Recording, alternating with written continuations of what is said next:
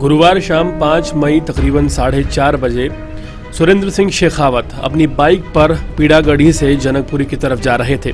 इतने में पीछे से एक तेज रफ्तार कार आती है, जिस कार को चला रही होती है एक महिला जिनका नाम कुसुम नरूला है और तेज टक्कर मारती हैं बाइक में।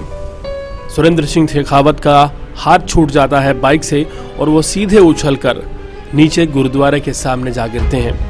टक्कर इतनी जोरदार थी, जहां एक तरफ बाइक क्षतिग्रस्त हो जाती है, दूसरी तरफ वो कार भी दुर्घटनाग्रस्त दिखाई देती है और अपोजिट डायरेक्शन में कार घूम जाती है। वहीं हैरान करने वाली बात यह है कि वो महिला कुसुम नरूला है, उन्हें जमानत पर छोड़ दिया जाता है। बड़े सवाल खड़े होते हैं, लेकिन इसी बीच एक बड़ा सबूत सामने आया है, जो इस बात का पुख्ता सबूत है कि अगर ये लापरवाही ना होती तो तकरीबन 50 से 60% इस बात के चांसेस बढ़ जाते कि सुरेंद्र सिंह शेखावत को बचाया जा सकता था।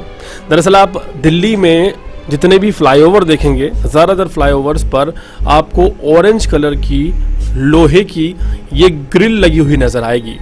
इस ग्रिल को दरअसल टेक्निकल भाषा में हैंड ग्रिल कहा जाता है, जो सभी फ्लाईओवर्स पर लगाई जाती है और ये तकरीबन आधा फुट के आसपास रहती है या कई बार 1 फुट ऊंची होती है। इसके लगाने का पीछे का जो पर्पस है वो बिल्कुल स्पष्ट है।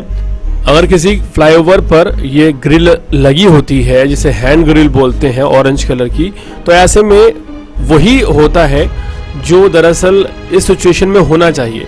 अगर कोई बाई चांस अचानक से नीचे गिरने लगता है तो वो इस हैंड ग्रिल को पकड़कर खुद की जान बचाने की कोशिश कर सकता है।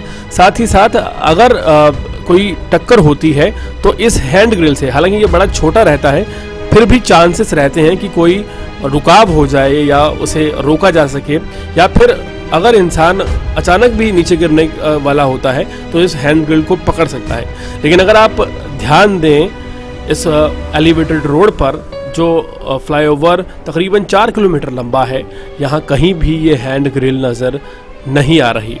राजधानी दिल्ली के तमाम पुल जो पहले बने हुए हैं उन पर आपको ये हैंड ग्रिल साफ नज़र आएगी, लेकिन सोचने वाली बात यह है कि एक ऐसा पुल जो कि पश्चिम बिहार से शुरू होता है और 3.6 किलोमीटर लंबा है, जनकपुरी से पहले विकासपुरी पर ख़त्म हो जाता है और उसके बीच में बड़े बड़े कर्व्स आते हैं, अचानक मोड़ आते हैं और लगातार तेज रफ्तार में लोग यहाँ से निकलते हैं। और कई लोगों ने, हमें प्रत्यक्षदर्शियों ने बताया कि लोग इस रोड पर रेस लगाते हैं और ऐसे में स्पीड कई बार 100 से ऊपर होती है, 150 तक जाती है।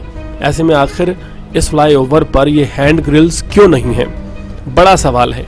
एक शख्स की जान चली गई है, एक परिवार का एक सदस्य चला गया है, एक जवान मौत हुई है 36 साल के युवक की, जिसकी 3 बेटियां हैं, एक बेटा है, पूरा परिवार उजड़ गया है। अगर ये सरकार इस बात का जवाब नहीं देती कि आखिर किस लिए ये हैंड ग्रिल नहीं लगाए गए, तो इस पर भी सवाल खड़े होने चाहिए।